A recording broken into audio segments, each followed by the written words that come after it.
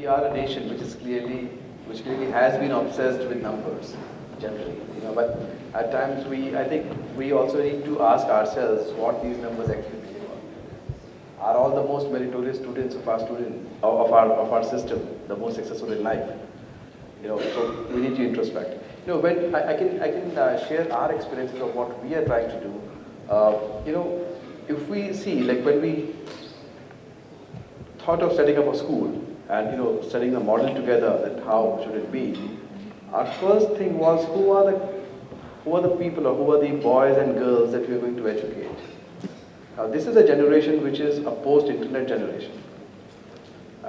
Well, I'm sure there would be people here also who are post-internet, but at least I'm definitely not a post-internet person. I'm much older than that. So how do you teach them?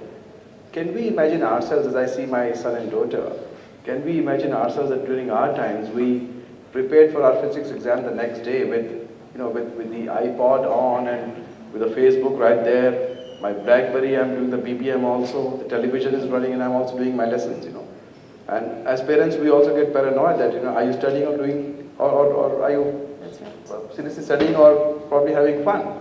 But this is a generation which wants to have fun while doing work. They do all this and they still get good grades. So what does that mean? This is the generation which has adapted to the technological or the IT revolution.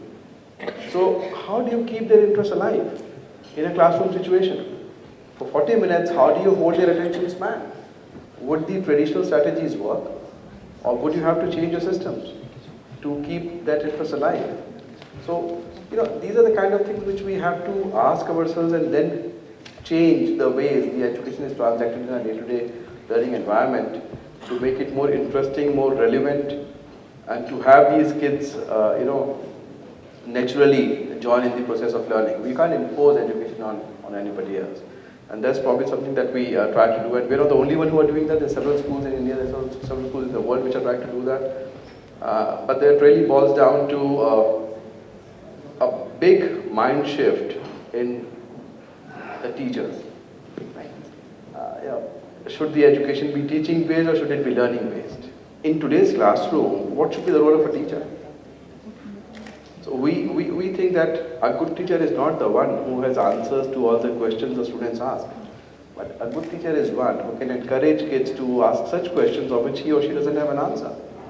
And say, hey guys, when I don't know, let's try and learn it together. That's what creativity is. Doing an experiment in a science lab, doing the same thing which has been done 1,000 or million times before, it's not an experiment.